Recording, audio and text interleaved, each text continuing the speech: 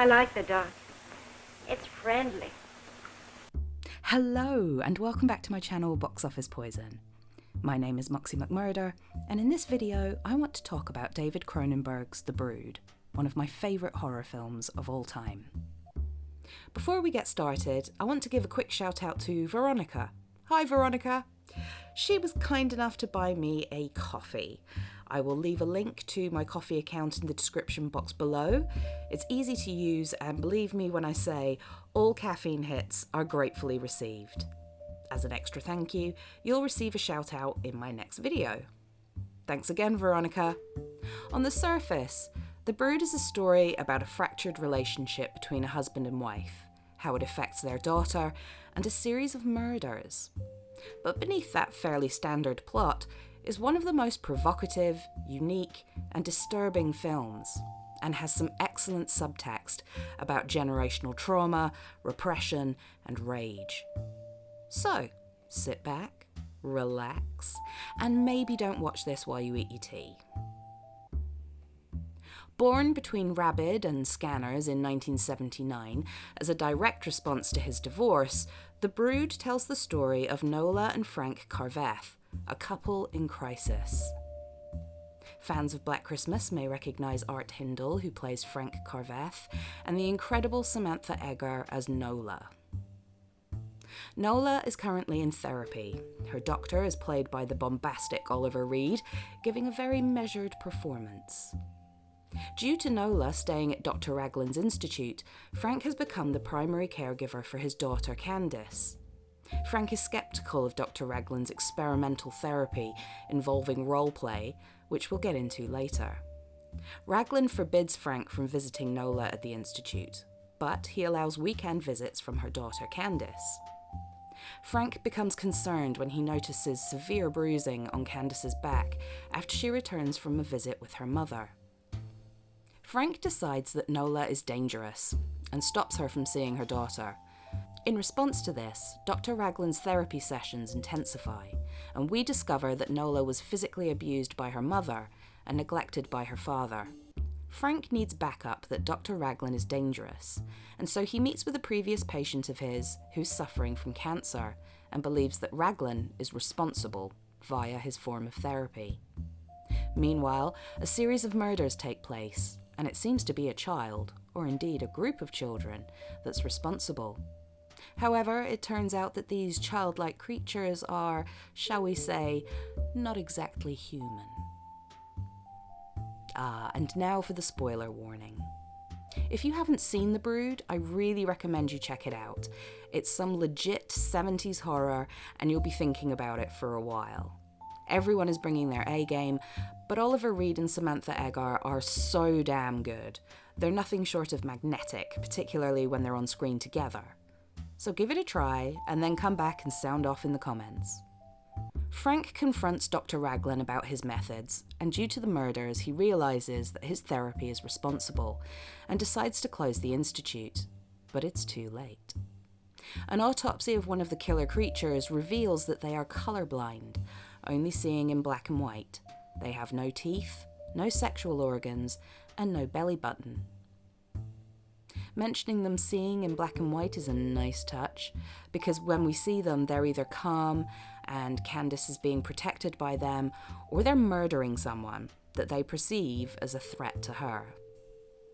We discover that Nola is responsible for the childlike killers. Through psychoplasmics, she has created a womb-like sac that she uses to give birth to these creatures, who are an external representation of her rage. It's wild, and it's so perfect. These creatures have a psychic connection to Nola. It's her rage that drives the Brood to murder her mother, father, and eventually Dr. Raglan. People who pose a threat to Nola, and from her perspective, Candice. Frank is horrified when he sees what his wife has become. He tries to keep her calm while Dr. Raglan attempts to take Candice to safety. The Brood have been protecting her, and they kill Raglan when he tries to take her away from them.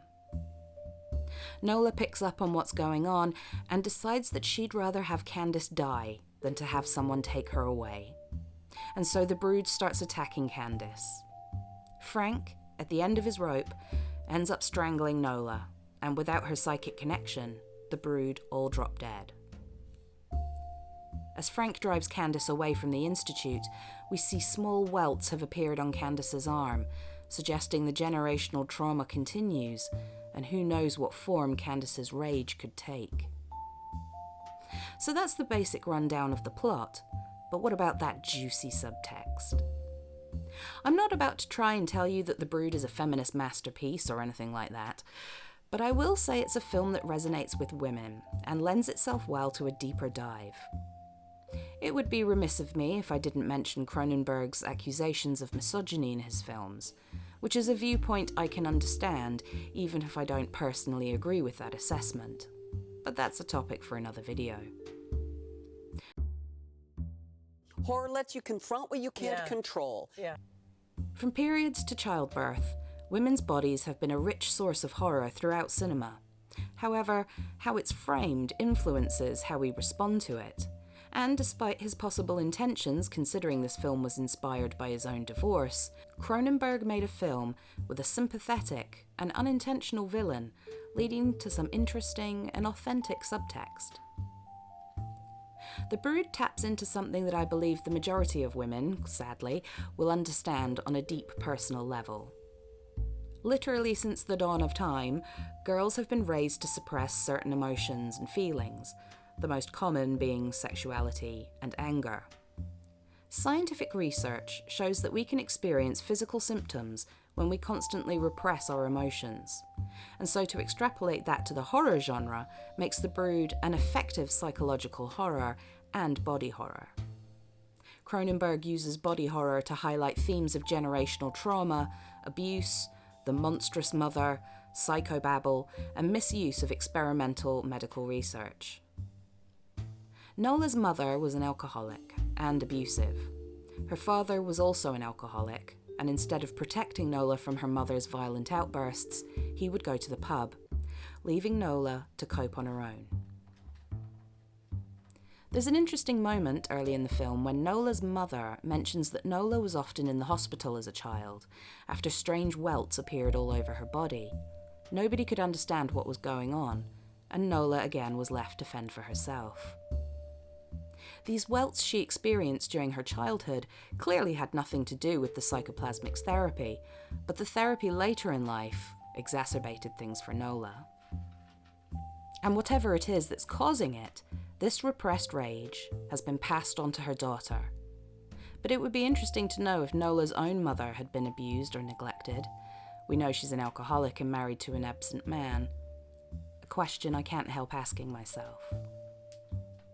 Cronenberg took inspiration from his own divorce to write The Brood, which is a flex.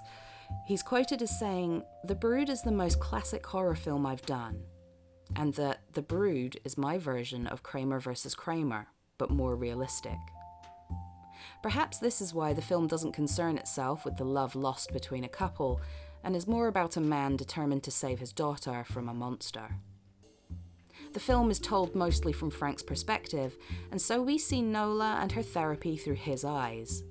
It's worth noting that from the get-go, the separation between Frank and Nola seems permanent. We don't see any scenes of them before the separation, and we don't really see them together until the end of the film. Most of their communication is done over the phone, reinforcing the separation between the two, both emotionally and physically. Frank characterizes his wife as a bad mother, and bad mothers are demonized.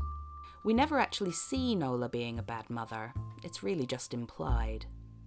And when Frank murders her at the end of the film, are we meant to see him as the hero of the story?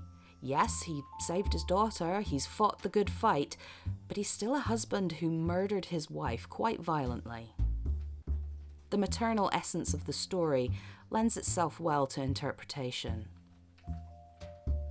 Samantha Eggar only worked for 4 days on this film, but she's so fully invested in the role that you'd think she'd been living and breathing this character for weeks.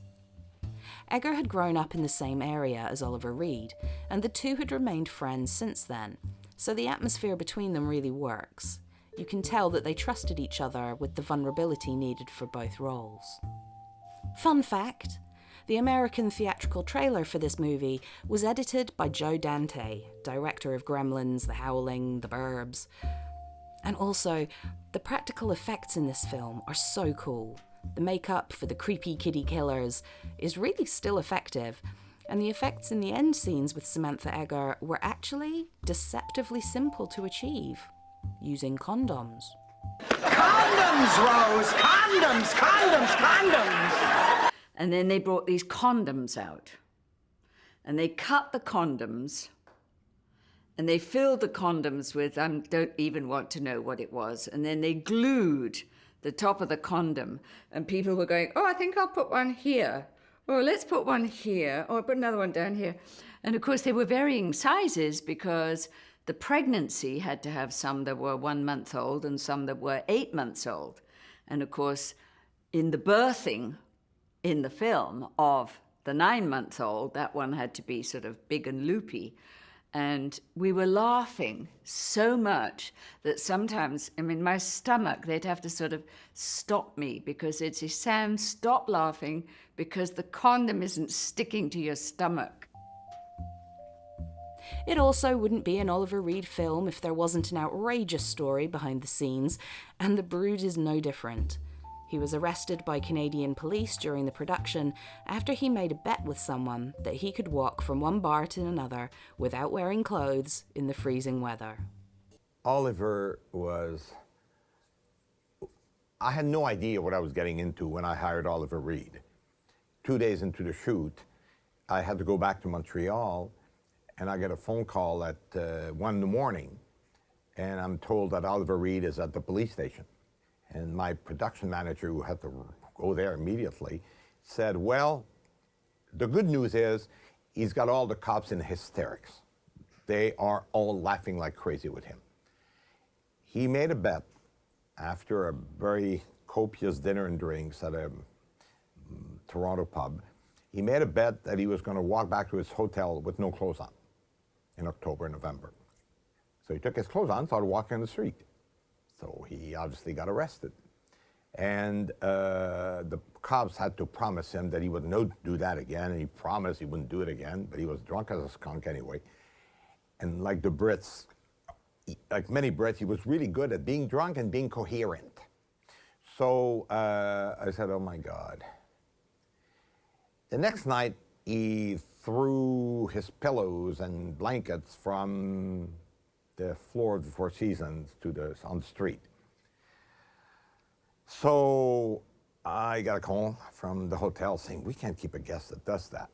He didn't mess around with me. I mean, you know, he behaved. Thank you so much for watching. I know it's taken a very long time for this video to appear. I was planning to have it out in October, but my laptop died. Quite a significant death, and it's only now that I've been able to work on the video. So, if you enjoyed this video, please consider becoming a subscriber and liking the video, and maybe leave a cheeky wee comment. That's always good.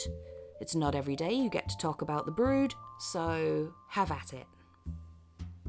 If you really liked my videos and would like to help support my channel further, you can buy me a coffee. I'll leave a link to my coffee account in the description box below. It's simple to use and it really does help the channel out. I seriously appreciate you all being so patient and not losing interest in my channel. You're all awesome. Let me take this opportunity to say thanks for sticking around, and I wish you all a very happy new year. Don't forget to water your plants, be kind to your pets, and stay spooky.